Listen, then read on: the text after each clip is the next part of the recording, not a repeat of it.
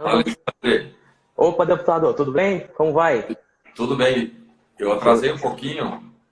Não, que isso, Eu, ao vivo acontece mesmo. Desculpe aí não, qualquer coisa aí. tá, Estamos aí ao vivo. eu tive hoje à tarde lá no Palácio Planalto e uma reunião que era uma coisa assim. Na verdade, nós fomos lá para conhecer o Centro Integrado para o enfrentamento ao coronavírus, onde reúne mais de uma dúzia de agências federais Sim, estava acompanhando lá com você no Instagram. Muito bacana dentro lá. da Casa Civil. E aí o presidente Bolsonaro ah, esteve ali conosco, éramos em 6 deputados, estávamos em 6 deputados. Sim. E aí eles vamos lá no gabinete, subimos tomar um café. Aí subimos lá, ficamos mais 1 hora e pouco lá conversando com Pô, que o legal, que bacana. presidente, né? E ele está bastante otimista agora. Não tinha nada pessoal contra o ministro Mandetta nem nada, mas eram perfis, modelos de gestão diferentes. O ministro Mandetta, ex-ministro Mandetta, entendia que tinha que ser um isolamento social completo, Sim. tal qual nós estamos vivendo até hoje. E o presidente Bolsonaro entendendo que tinha que haver um equilíbrio, uma calibragem aí entre a manutenção e a preservação de vidas, mas também com a preservação do emprego Claro, e sim. o ativismo da nossa economia. E o presidente Bolsonaro estava, então hoje, depois daquela crise de ontem, né, ele estava bem otimista, alegre até, e ter encontrado alguém médico, doutor, mestre, formado em economia, inclusive, e que conseguiu aliar a expertise dele como empresário, porque ele é um médico que abriu clínicas, ele Sim, tem sim. uma dúzia de clínicas, então ele, além de ser um médico, ele tem também esse lado de saber fazer gestão de equipes e trabalhar com crises, porque os empresários lidam com crises todos os dias, né? Sim, Então, sim. o presidente estava muito contente hoje, ficamos lá mais de 1 hora tomando um café com ele, e acreditando que, como eu também acredito, que agora, nessa nova fase, nós podemos sim já nos encaminhar para a retomada da economia, das atividades profissionais, com restrições, não tem problema, com restrições, por exemplo, grandes eventos, partidas de futebol, shows, aglomerações, isso não é o caso de serem retomadas. Agora, as atividades profissionais, profissionais liberais, psicólogos, médicos, engenheiros, advogados, comerciantes, industriais, podem sim, sempre observando os critérios apresentados pelo Ministério da Saúde de usar máscara, lavar as mãos, evitar contato físico no cumprimento, né? Se num setor de uma oficina mecânica, isso até nós falamos ali, no setor de uma oficina mecânica trabalhavam 10 pessoas. Vão ficar muito próximos, então vamos fazer o seguinte: num dia trabalha 5 trabalhadores, no outro dia trabalha outros 5. E assim vamos revezando. O que nós não podemos é continuar nesse verdadeiro blackout profissional, laboral. Sim. Nós já estamos nesse blackout, Alexandre, há 45 dias. Muita coisa. E se fôssemos obedecer a opinião de alguns políticos, líderes, enfim, nós ficaríamos assim trancados em quarentena ou em quarentenados até dia 31 de dezembro, quando vence o decreto da calamidade. Isso é impossível. Sim, sem dúvida. Isso nós conversamos hoje com o presidente. Esse componente político partidário barra eleitoral não pode permear essa discussão. E está permeando. Aí é que é a questão que nós temos que enfrentar com seriedade e levar as pessoas de todos os rincões, seja lá no meu estado do Rio Grande do Sul, seja aqui em Brasília, seja no Rio de Janeiro, seja em São Paulo, de que retornar às nossas atividades não é nenhuma opção, é um dever nosso, sempre, mais uma vez, sempre levando em consideração os cuidados para que essa epidemia, essa pandemia não ganhe força no Brasil, porque no Brasil ela não ganhou força, graças a Deus. Sim, Por o uma povo ainda série está baixo ainda. Por uma série de razões, ela não ganha força. E nós estamos fazendo uma leitura de que ela não ganhará força ao ponto de ter a mesma potência que teve na Itália, na Espanha, nos Estados Unidos. Por uma série de razões climáticas, geográficas, populacional, nossa população é muito jovem, né? Diferente da Espanha e da Itália, sobretudo da Itália, que a população é boa parte adulta e uma parte também de idosos. Então, nós temos as nossas particularidades, as nossas peculiaridades, e essas particularidades farão, não tenho dúvida, isso é o pensamento do presidente Bolsonaro também, e do novo ministro Nelson Teich, de que as nossas particularidades é que farão do Brasil um perfil diferente de enfrentamento a essa crise de saúde. Claro, e hoje eu tive a oportunidade de ir aqui em São Sebastião, no Distrito Federal, é um lugar onde tem pessoas mais humildes, pessoas que não têm tanto poder aquisitivo. E lá o pessoal trabalhando normalmente, o pessoal voltando, era 5 da tarde mais ou menos, o pessoal indo e voltando, voltando do trabalho, muitas pessoas, assim, fluxo intenso, diferente ali da asa, do plano, né, da Sul e da Norte, que quase não tem ninguém. Então você vê uma diferença, né?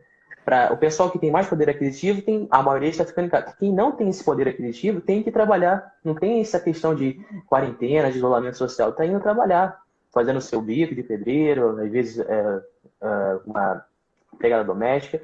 Eles têm que trabalhar, não tem como ficar em casa. Eles têm que garantir pelo menos o básico para a família deles, para não passar fome. O presidente Bolsonaro sempre defendeu. Quem é autônomo não pode ficar em casa. E daqui a pouco quem emprega, né, que nem o Luciano Hang fez agora, teve que suspender 11 mil salário de 11 mil contratos, ele acabou de suspender.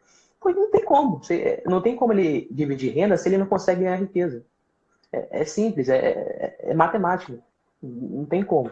Então, é isso que ele sempre, não brigou, mas sempre divergiu do ministro Mandetta, né? O ministro Mandetta sempre defendeu o isolamento horizontal, lockdown total, e o presidente Bolsonaro falou, olha, vamos conciliar, né, vamos tentar ver o que a gente consegue abrir, né, vamos ver, porque a gente tem que voltar a crescer economicamente. E o pessoal tem que ganhar o sustento dele, gente, e a fome também mata. O que eu pude ver nos últimos dias, o ministro Mandetta realmente forçando a saída dele. Não sei se o senhor concorda com isso. Né? Dando aquelas entrevistas no Fantástico. Também, semana passada já tinha comentado aquela questão das milícias, né? Do tráfico de drogas, né? Que o Estado tem que dialogar. Isso já pegou meio mal com os apoiadores do presidente. E pareceu forçar mesmo. Aquela última entrevista no Fantástico foi meio que jogou a pá de cal, já era ali, não tinha mais como sustentar. Mas agora desejo sucesso ao ministro Tais, parece uma pessoa extremamente competente. E vamos ver. Eu, na verdade, uma opinião pessoal, eu defendi até o ex-ministro Osmar Terra. Eu gosto muito do trabalho dele, acho uma pessoa lúcida, esclarecida. Eu acho que ele poderia também exercer essa função de ministro muito bem. Mas desejo sucesso ao ministro Tais, que ele consiga exercer um belo trabalho. E, deputado, o senhor também é o deputado que fez um projeto de lei para destinar o dinheiro do fundão, né, de sei quantos, 2 bilhões, não é, deputado? Para o combate ao coronavírus, não é? E muitos deputados falaram que o Rodrigo Maia não queria pautar esses projetos de tirar o dinheiro do fundão para o combate ao coronavírus. Como está essa relação aí na casa da Câmara de Deputados? Como está esses andamentos aí?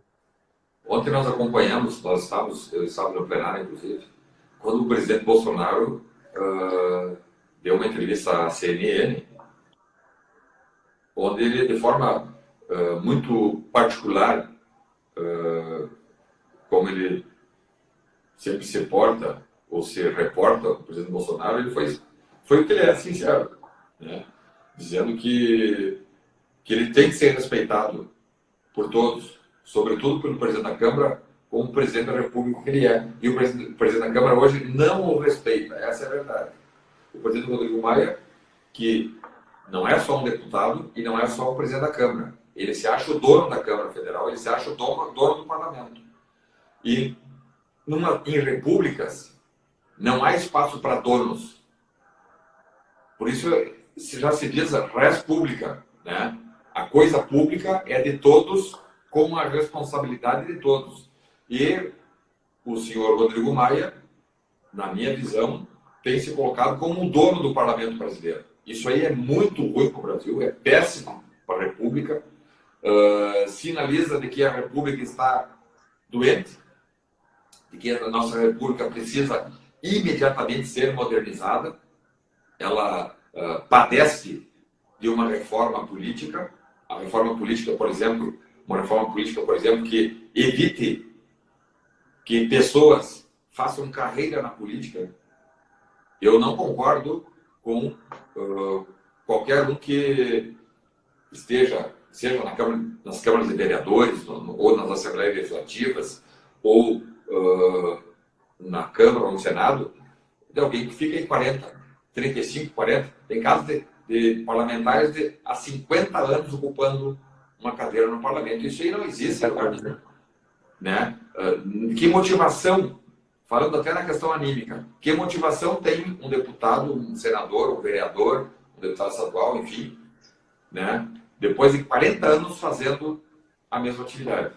Isso aí é muito ruim. Então, ontem o presidente Bolsonaro deu aquele recado, quase que um desabafo, dizendo assim, ó, deixem-me trabalhar, eu quero trabalhar, parem de estorbar. E o recado foi muito bem claro, o recado não foi para o parlamento, o presidente deixou muito claro, não é para os deputados, nem os senadores, o recado era assim especificamente para o senhor presidente Rodrigo Maia, que é o presidente da Câmara, que insiste em usurpar uma função que não é dele. A função do presidente da Câmara é de apenas organizar os trabalhos de votação no plenário, inclusive. O Rodrigo Maia, ele se acha o primeiro-ministro do Brasil. Essa é a minha opinião. Ele se acha o primeiro-ministro do Brasil, quer mandar em tudo. É um absurdo isso. Então, ele usurpa uma função que não é dele. E aí o presidente ontem, então, como falamos lá no Rio Grande do Sul, se envaretou, perdeu a paciência, não, me deixem trabalhar, né? Me respeitem enquanto presidente da República, porque é isso que parece, que o presidente da Câmara não o respeita. Né? Estamos tentando, já há mais de mês, porque dia 13 de março eu apresentei um projeto de lei 649, que busca a destinação desses 2 bilhões e 34 milhões de reais para o Ministério da Saúde utilizar de forma específica no enfrentamento do coronavírus. Já falei com ele 1, 2, 3 vezes. Já fiz manifestação em plenário. Simplesmente ele faz ouvidos moucos, né? Numa das ocasiões ele chegou a dizer, não, eu preciso do concorde ou da aceitação dos partidos. Tipo, né? Eu não estou pedindo para aprovar o projeto, eu quero só que o projeto seja pautado. Vamos fazer a discussão e aí vamos fazer a votação. Quem é contra, quem é a favor, não tem problema. Mas eu quero que nós só pedimos que o projeto fosse pautado. E ele nem isso fez, né? Usando como alegação de que não, eu preciso de um acordo dos partidos. Os partidos grandes não querem abrir mão desses 2 bilhões para o fundo eleitoral, né? Do mesmo modo que quando eu apresentei um projeto, agora foi já em abril, não, no último dia de março, projeto de número 1331, que proíbe, que veta a concessão de liberdade provisória para os presos. Porque nós vimos aí mais de 30 mil presos. Na verdade, foram já 32 mil presos colocados em liberdade no Brasil, sob a alegação falsa, ou melhor, sob a alegação fajuta, melhor dizendo, de que os presos correm risco de contaminação. Ora, risco de contaminação, toda a população brasileira está correndo. Toda a população mundial está correndo. As pessoas estão trancadas em suas casas e estão obedecendo às ordens das autoridades para ficarem em casa. Agora, o preso que está lá por ter cometido um ataque à sociedade, por ter cometido um homicídio, um tráfico de drogas, um estupro, ou no caso dos corruptos, por terem desviado fortunas, como é o caso do Eduardo Cunha, que inclusive já está solto sob o argumento que corria risco de contaminação, apresentamos um projeto para que a lei estabeleça e proíba os magistrados de concederem a liberdade provisória, e o argumento do presidente Rodrigo Maia, mesma coisa, não, eu só vou pautar se tiver acordo entre os partidos. Entendeu? Mais uma vez, os partidos de esquerda querem mais é que presos fiquem na rua. Eles são a favor do desencarceramento. Sim, sim. E tem então, um vídeo do... Por favor, deputado. Então, são essas situações que nós não aceitamos, né? Me parece que quando há interesse, o presidente da Câmara coloca em pauta o projeto. Quando não há interesse, simplesmente não pauta. E vamos recorrer para quem? Supremo? Em algumas situações nós já levamos ao Supremo. Levar para o Supremo hoje, infelizmente, eu digo isso com tristeza, né? Levar para o Supremo hoje as questões é perder tempo. É perda de tempo. Porque eles chegam lá e não, isso é uma questão interna corporis e o Supremo não pode intervir. Né? Então, sim, nós vamos recorrer a quem? Né? Se no Parlamento, na Câmara Federal, só é pautado aquilo que é do interesse do sujeito que está lá presente na Câmara. Então, a situação é complicada. Né?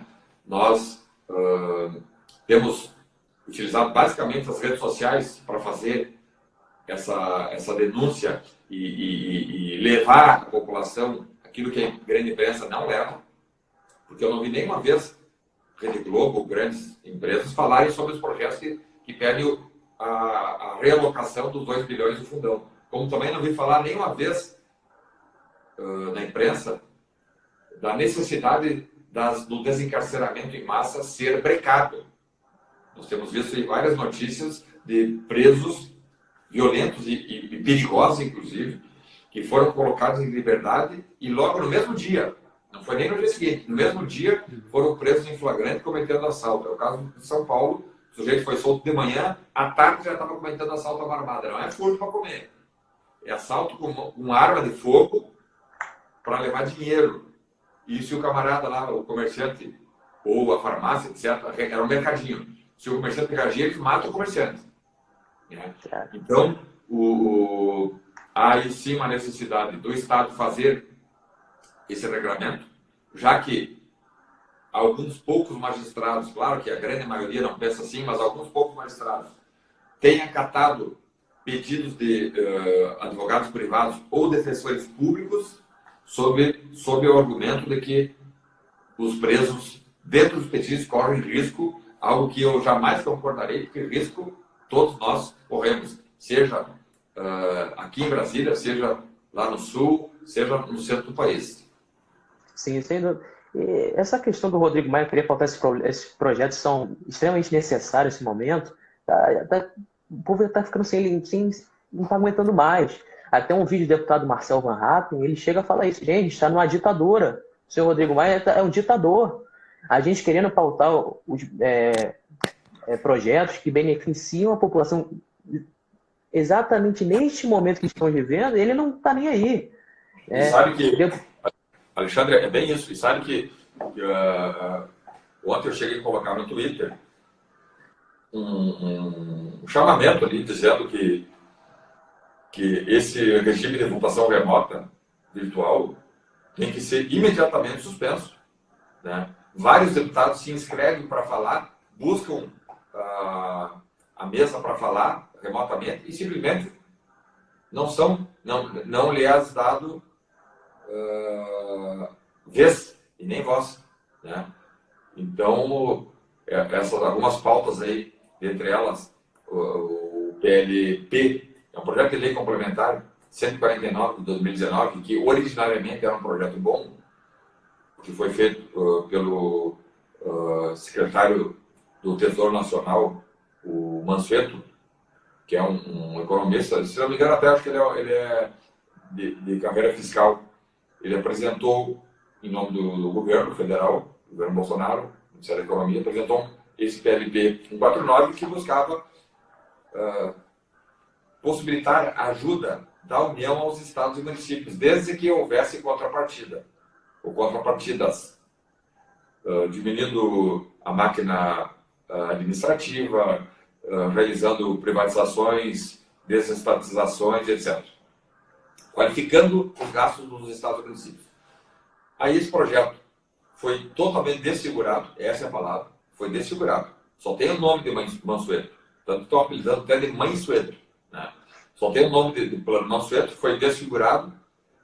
A ajuda estabelecida, que passou na Câmara da União para os estados e municípios, vai ficar entre 180 e 200 bilhões de reais para estados e municípios, sem qualquer contrapartida. E olha o detalhe, Alexandre, isso que eu até, lá no Rio Grande do Sul, apenas 5 deputados federais votaram contra. E fizeram até card lá denunciando aos deputados federais do Rio Grande do Sul que não apoiam a ajuda aos estados e aos municípios. Só que a população tem que entender que essa ajuda, primeiro, vai ocasionar um rombo nas contas públicas. Da onde nós vamos tirar esse dinheiro para pagar esses 200 bilhões de reais? Que vai gerar inflação. Com inflação, todos nós perdemos. Todos nós perdemos. Todos. A inflação perde o consumidor e perde aquele que vende mercadoria para os consumidores. E o que a população tem que entender? Que esse dinheiro não vai para o cidadão lá do estado do Rio Grande do Sul ou para o cidadão lá do estado do Paraná. Não vai lá para os vulneráveis, para os empregados, não vai para os micro e pequenos empreendedores. Não. Esse dinheiro vai para a máquina administrativa dos estados e dos municípios.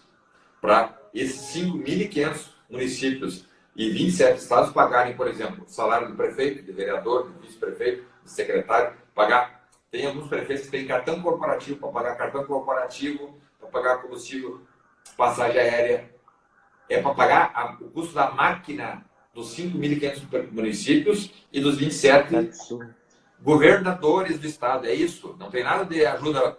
E aí todos não querem ajudar os estados. Não. Nós não queremos. Primeiro que nós éramos favoráveis a ajudar os estados, mas desde que fosse um valor razoável. Não esse absurdo de quase 200 bilhões. Claro. Segundo, teria que ter contrapartidas. Vocês fazem a lição de casa, qualificando os gastos, e a União ajuda com dinheiro. Não, a União vai ajudar 3 vezes mais no valor que tinha sido apresentado inicialmente, sem qualquer contrapartida, e num momento tão difícil, porque o projeto foi apresentado ano passado, quando não existia a crise de coronavírus. Sim. Né? Então, talvez esse projeto não pudesse nem ser tratado agora, tem que ser tratado só depois de ultrapassar a crise de coronavírus. E daí sim, nós teríamos uma visão global do que o Brasil gastou, o que não gastou, o que tem para gastar. Mas o que mais me chama a atenção é de sinalizar e pedir que a população fique atenta. Esse dinheiro não irá para os contribuintes, ou não irá para a população, irá para a manutenção da máquina desses 5.500 municípios. É um absurdo. Às vezes me dá desgosto, sabe? Esse Rodrigo Maia, cara, pô, sabe? Pra que fazer isso, cara? Sabe?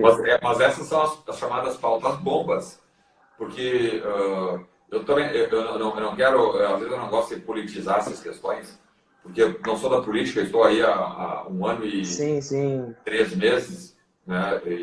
Enfim, mas tem algumas questões que não tem como não politizar. Eles viram que por corrupção, por roubo, por desvio de interesse público, por improbidade administrativa ou por crime de responsabilidade, o presidente da República não pode ser impedido. Sim. Dentro dos demais ex-presidentes, se nós pegarmos, os 6 últimos presidentes, todos eles tinham indícios de corrupção, de desvio de interesse público, de abuso contra a população, tinham indícios de improbidade, de crimes de responsabilidade. Todos, esse não tem. Nós já estamos em quase 1 ano e meio, tem um indício ou um apontamento sequer de impropriedade ou de irregularidade dentro do Palácio Planalto. Não tem. Isso o Rodrigo Eu Maia duvido. falou na entrevista lá. Ele falou, olha, não dá pra jogar o impeachment porque você não tem crime. Isso ele falou, isso ele deixou claro. Ele falou até Então, pra, acho que é Miriam Leitão, eu acho, se não me engano. então não há absoluta. Pela primeira vez em 35 anos, nós estamos há um ano e meio de governo sem zero de escândalo de corrupção dentro do Palácio do Planalto. Isso é inédito. É algo, parece até absurdo, né? Nós queremos que a honestidade seja algo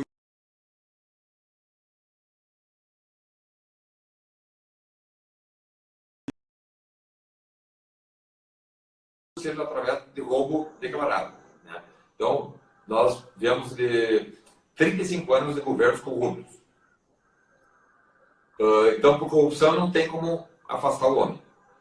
No Claro. voto, no voto em 2022, talvez o presidente nem vá à reeleição, né? Ele tinha convicção de que iria, ultimamente é entendido que talvez nem vá à reeleição. Não sabe, é uma Sim, sim. incógnita. Ele chegou até a fazer uma declaração, quando eu passar, em 2022, vão passar um novo Brasil.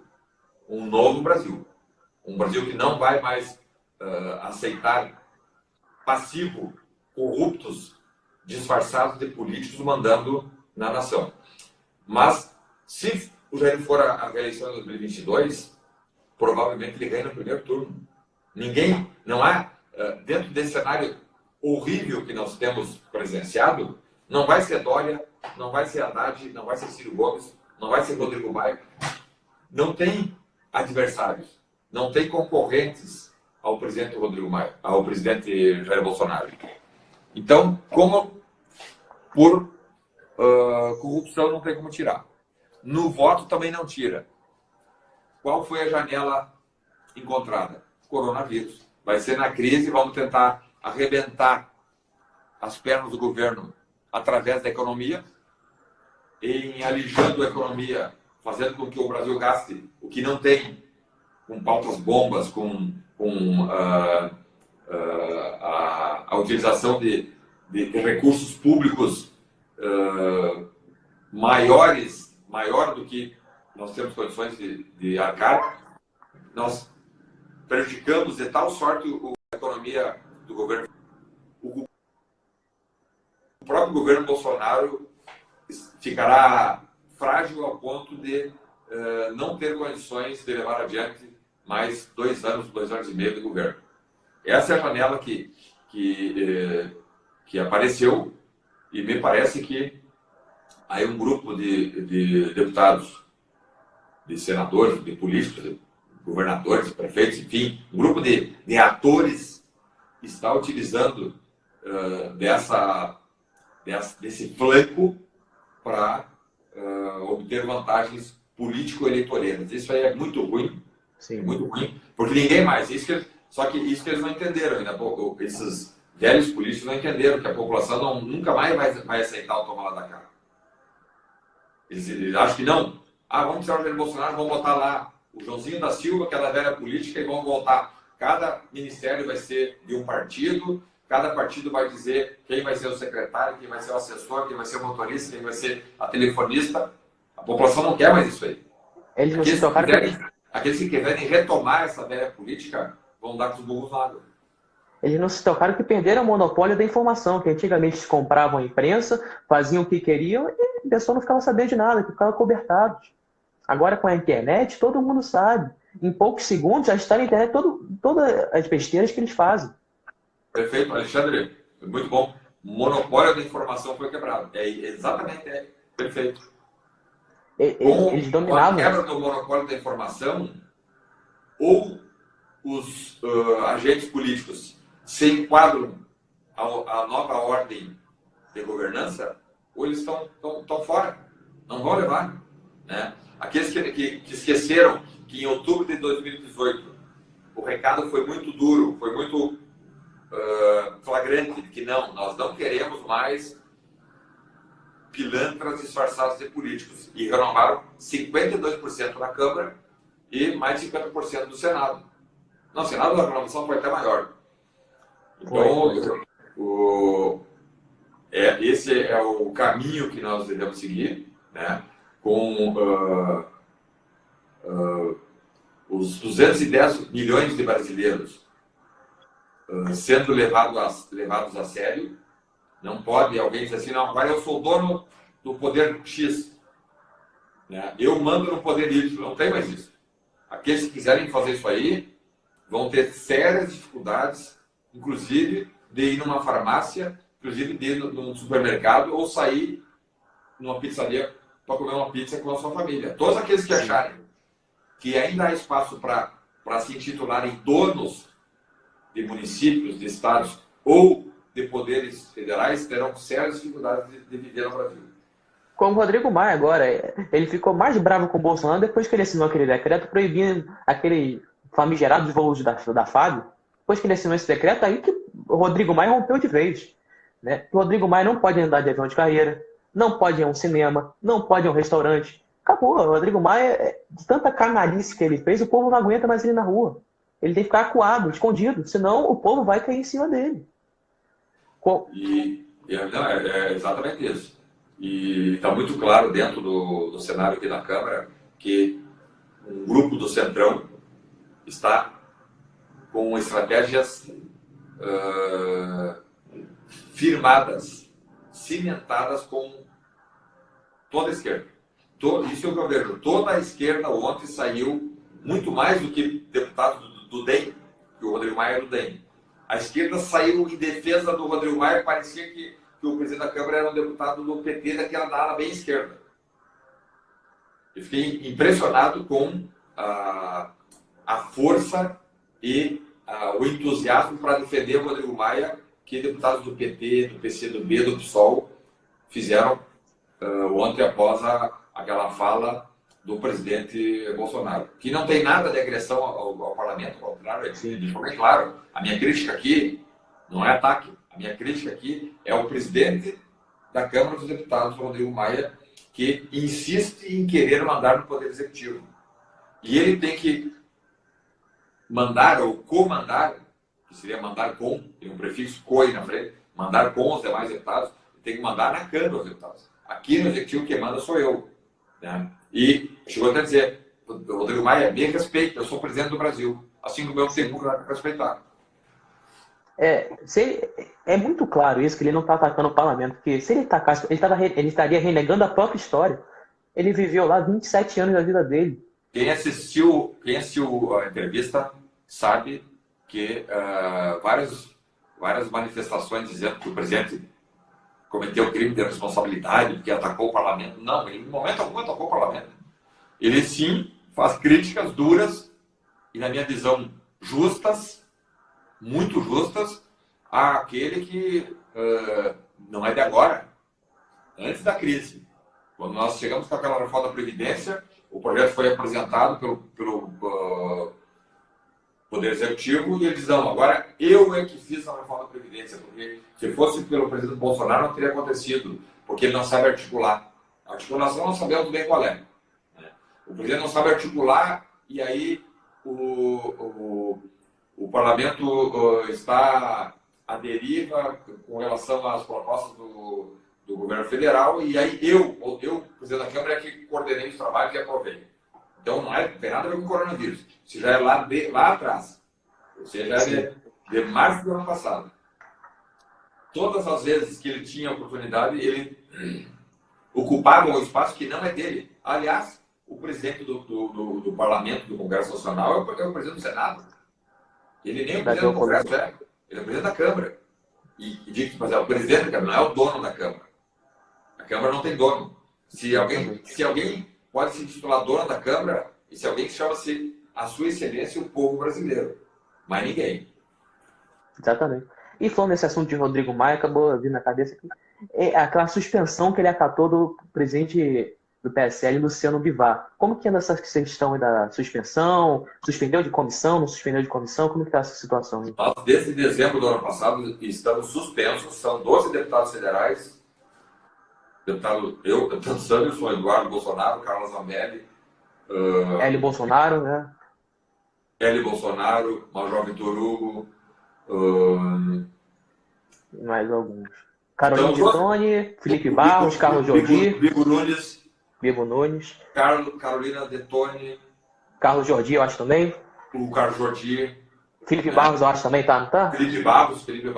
São dois deputados que nós estamos suspensos, né, por uma decisão do PSL, da, da cúpula, da diretoria, no caso do PSL Nacional. Nos suspenderam por 12 meses, eu nunca fui ouvido, ninguém me intimou a nada, eu nunca recebi nenhuma intimação, né? E nós a demandamos judicialmente, pedimos uma liminar e a liminar foi negada. A liminar para rever a nossa suspensão foi negada. O mérito deve ser julgado, né? Agora, com a crise, está tudo meio que parado aí. E foi em dezembro, janeiro, fevereiro houve o recesso, março começou e aí nós já entramos no final de março com a crise do coronavírus, enfim, meados de março. Sim, né? sim. Mas hoje nós estamos suspensos, não estamos tendo nenhum prejuízo porque as comissões não estão funcionando, né? E podemos voltar normalmente. Mas nós estamos buscando dar continuidade, até falamos com os organizadores do Aliança, para que os trabalhos de organização da criação do Partido Aliança pelo Brasil sejam retomados. Nós precisamos ter um partido. Nós, em uma série de situações, precisamos de um partido para apresentar destaques, para apresentar emendas, e não temos um partido. Que o PSL hoje, nós somos todos filiados ao PSL por questão legal, mas o PSL, nós pedir qualquer coisa para o PSL, é mesmo que está pedindo para o PT. Eles não nos atendem. Qualquer tipo de... Inclusive, a atual líder do PSL não atende qualquer tipo de pedido de deputados do PSL que sejam bolsonaristas, que sejam do Aliança. Então, hoje nós estamos sem partido, né? Há situações esdrúxulas até que para apresentar algum destaque, nós temos que nos dirigir a outros partidos, ao Novo, às vezes ao Podemos, às vezes ao Republicanos, às vezes ao Patriotas, porque nós não temos uma sigla que nos dê guarida. Por isso que nós precisamos retomar imediatamente, o quanto antes, os trabalhos para que o Aliança pelo Brasil seja, de uma vez por todas, criado, efetivado, para nós aí sim, com a criação do novo partido, abrir-se janela legal para nós sairmos do PSL e irmos para o Aliança. E quem seria o PSL sem Jair Bolsonaro também? Não é? E também eu vi uma notícia que no final do ano passado, não lembro qual foi o deputado, que chegou a fazer uma sessão de fotos lá, né? Foto normais, você faz para postar em rede social, usando as estruturas ali da liderança do PSL. E foi negado por esse deputado bolsonarista. Não lembro quem foi o deputado. É verdade. Eu acho que foi deixa eu ver. Foi o Cabo Júnior. O Cabo Júnior Amaral de Minas. Cabo Júnior Amaral.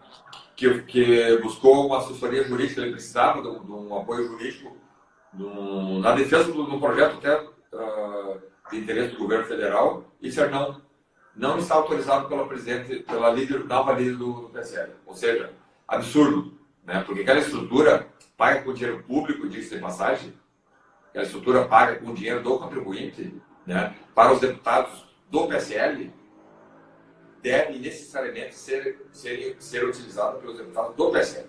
Sim, eu tive lá... Não. Eu acho que caberia até um dano moral, uma coisa assim, não sei que levou adiante ou não. Eu tive lá uma vez e tem muita gente trabalhando lá. Pô, é uma estrutura bacana lá, tem um lugar para gravar vídeos, tirar fotos, uma estrutura bacana, e ser negado só para um grupo seleto de deputados do partido, isso é um absurdo. A deputada Joyce, foi naquele dia, não sei, acho que foi no dia, uma semana antes que eu entrevistei o senhor, ano passado. Tava aquela crise, entrava a Joyce, saiu o Eduardo, tava aquela corrida ali, né? Para quem assumir a liderança. E foi no dia que a Joyce tinha acabado de assumir. O pessoal da Joyce tinha acabado de tomar. Você via lá os assessores da Joyce usando. E não via nenhum assessor do parlamento. Que eu conheço alguns assessores ali. Você não via ninguém. Então é nojento, chega a ser esse joguinho do Rodrigo Maia, Joyce, Bivar, chega a ser nojento. O povo brasileiro... Alexandre, nós precisamos fazer algumas reformas, né? Mas a reforma política tem que ser feita, né? Sem a reforma política não tem saída. Porque não adianta nós querer fazer reforma tributária, reforma administrativa, reforma fiscal, sem uma reforma eleitoral, sem uma reforma política, né? Acabando com fundos eleitorais, com fundo partidário. Nós temos hoje R$1 bilhão por ano de dinheiro público para pagar essa máquina partidária. Para os partidos pagarem aluguel de escritório, advogado, todo esse tipo de, né, fundos públicos com dinheiro público para pagar questões que são eminentemente de interesse privado. Porque os partidos não são instituições públicas, são instituições privadas com fins públicos. Mas o partido é um ente privado, né? Tratarmos do fim das reeleições indeterminadas, podemos limitar uma reeleição. Um mandato mais um. Sim. Seria, no caso, né, 2 mandatos, e acho que a senador não precisaria ser 8 anos, pode ser... Por que o senador tem que ter o dobro de anos do mandato? O senador podia ser É o único cargo eletivo que é diferente. Nunca entendi isso. 4 anos de mandato para senador. Não precisa ter 3 senadores por estado, pode ser 2 senadores. Estados Unidos tem 2 senadores por estado. Tratarmos aí do voto obrigatório, né, o voto facultativo, no caso das candidaturas distritais, né, tratarmos também, que é algo para nós fundamental nessa reforma política, que é a questão da reeleição ou não dos detentores do Poder Executivo, de mandato do Poder Executivo, né? Se prefeitos, governadores e presidentes podem serem reeleitos ou não. Nós, até 97, no Brasil, a reeleição era proibida, né? Aí o FHC, no último ano do primeiro mandato dele, fez uma emenda constitucional e conseguiu aprovar, com muita articulação, aprovou com essa articulação toda a reeleição, né? Mas essa reforma política tem que se fazer, né, para que candidaturas independentes também possam ser autorizadas, né? Alexandre, tu quer se candidatar a vereador, ou quer se candidatar a deputado distrital aqui em Brasília, mas tu não quer participar de vida partidária, tu quer participar da vida política da tua comunidade. Tu não quer participar de vida partidária. Hoje tu não pode. Tu é obrigado a se filiar a um partido político, se submeter às regras desse partido político para daí ir lá representar aquela parte da sociedade, da comunidade que tu se dispõe a representar, né? Então, candidaturas independentes existem em 95% dos países do mundo afora, que são as chamadas candidaturas cidadãs. Sim. Elas têm, por outro lado, algumas deficiências, porque os que se candidatam de forma autônoma não têm estrutura partidária, né? Claro que em outros países essa estrutura partidária é paga com dinheiro privado. Aqui a estrutura partidária no Brasil é paga com dinheiro público. Mas vamos que fosse no dinheiro privado, né? Tu, como um candidato autônomo, independente, tu não vai ter estrutura do partido. Então, em tese, seria um prejuízo. Mas, por outro lado, tu também vai ter liberdade para agir de acordo com as tuas convicções. Nós temos aqui no Brasil algumas situações esdrúxulas que os deputados dizem: eu era contra essa matéria, mas o partido exigiu que eu votasse assim, então eu votei. Questões absurdas, se parece regime comunista, né? Onde o estatuto dos partidos vale mais que a Constituição do país. Sim. Né? Então, é o caso da China. A China é uma república, só de nome, república socialista chinesa, ou da China. Mas quem manda lá é o Partido Comunista Chinês. O regime partidário da China é superior ao regime constitucional chinês. O partido é que diz quem serão os prefeitos, os governadores das províncias, os juízes, os fiscais da lei, que são os promotores. Lá tudo é o Partido Comunista que diz quais as diretrizes e parâmetros governamentais que o país vai adotar, né? Isso nós não queremos para o Brasil. Sim. A China tem essa questão, né, de escondendo o vírus também. Tudo envolve o PCC, que é o partido. Atualmente a gente fala PCC, nem lembra mais do primeiro comando da capital, né? Se lembra logo do Partido Comunista Chinês. Atualmente foi tão famigerado agora, o PCC. Mas é isso, o Partido Comunista Chinês, ele esconde tudo que é de mal da China, eles escondem. Só divulgam o que é bom. E o comunismo é isso. O socialismo, todas essas questões, tudo que é ruim eles vão esconder. E se vão falar, olha, a igualdade, vamos dividir a renda, cada um ganha, todo o Estado fornece. E é isso. Isso aí esconde que morre gente de fome, morre gente por não concordar com o governo. É isso. Qualquer pessoa que não concorde com o regime do partido, porque o regime lá, eu digo, a única república fajuta que nós temos de fato no mundo é a República Socialista Chinesa, porque quando fala assim república, fala assim coisa pública. Né? Todos são iguais perante a lei e todo o poder emana do povo. Até na nossa Constituição, que é o artigo 1º, no parágrafo 1º, diz todo o poder emana do povo, ou seja, o povo é que manda. Exatamente. E ainda dá a opção de, indiretamente, o povo eleger representantes. Então, a representação direta é do povo. Mas como é muito difícil do povo a cada dia se reunir e dizer, eu quero assado, eu quero assim, então a nossa Constituição dá poderes para a população eleger deputados, senadores, vereadores, enfim. Mas lá nessa República Chinesa, o poder não emana do povo, o poder emana do Partido Comunista Chinês, que dá todos os regramentos para o país se conduzir. E todo aquele que ousa enfrentar o sistema, ele simplesmente desaparece. Porque em Cuba, há algum tempo atrás, existiam os famosos paredões. Todo aquele que era contrário ao regime ia para o paredão e era fuzilado. Né? Não, isso o próprio Estado fuzilava o fuzilamento, que era tiro de fuzil, né? E fuzilava o nacional cubano, etc. Mas na China não, na China simplesmente diz que qualquer sujeito que se contra o regime, ele desaparece. Ninguém sabe para onde vai. Some. Não sabe se bota num tonel de ácido, simplesmente o sujeito some e desaparece. Então, imagine o medo das famílias de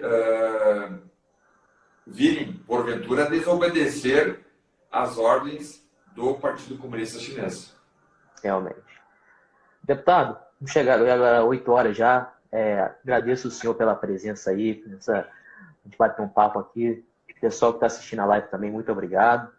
Deputado, forte abraço e obrigado. E mais uma vez, se quiser falar alguma coisa aí para o pessoal para se despedir, fica à vontade aí. Não, obrigado. Assim que nós voltarmos à normalidade, eu acho que essa normalidade tem que ser restabelecida o quanto antes. Claro, sempre dizendo, com as restrições, vamos usar máscara, vamos usar álcool gel, ou quem não tiver, lavar as mãos com água e sabão, evitar aglomerações, evitar o contato físico no cumprimento, né? Aqueles que puderem trabalhar em casa, que trabalhem em casa, mas aqueles que não puderem, que precisam ir às ruas ou irem ao trabalho, que retornem aos trabalhos, porque os cuidados com a saúde estão bem encaminhados. O Ministério da Saúde, o governo federal, deu toda a estrutura possível para o Ministério da Saúde fazer o enfrentamento do coronavírus e dessa epidemia. Agora, nós temos que entender que retomar a economia, retomar a atividade profissional e laboral, não é uma opção nossa. Nós não temos, eu quero. Não, nós somos obrigados a fazer esse retorno, até porque a imprensa e todo mundo tem divulgado que vacina para o vírus só final de 2021. Então, como nós vamos ficar até o final de 2021 parados? Impossível. Então, fazer o enfrentamento consciente, mas voltar à atividade profissional, laboral, seja no comércio, seja na indústria, seja profissionais liberais, mas o importante é que nós deixemos de lado esse radicalismo estabelecido até agora no Brasil e, aos poucos, nós voltemos à nossa normalidade cotidiana. Exatamente. Deputado, mais uma vez, muito obrigado aí pelo seu tempo, obrigado aí pela conversa e tomara que passe logo essa situação aí. Forte abraço, deputado. Muito obrigado. Obrigado, Alexandre, e parabéns pelo teu ativismo. Tivéssemos mais jovens, quantos anos tu tem? Eu tenho 16. Ó, tivéssemos já 16 anos. Exatamente. Tivéssemos mais Alexandres no Brasil, tenho certeza que nós seríamos um país bem melhor do que nós somos hoje. Porque o futuro é da juventude. O futuro do Brasil é de vocês. E vocês é que tem que fazer, então, esse gigantesco país, rico em todas as esferas, fazer esse Brasil um país sério, honesto, pujante e promissor. Parabéns, então, por isso. Deputado, muito obrigado aí pelas palavras. Também parabenizar por esse trabalho belíssimo que o senhor vem fazendo no Congresso, né? Fiel ao nosso presidente Bolsonaro, sempre ali na linha de frente, defendendo nossos ideais. Também agradeço, sabe que o carinho é recíproco. E muito obrigado aí pelo seu tempo novamente aí. Muito obrigado. Obrigado. Forte abraço, tchau, tchau.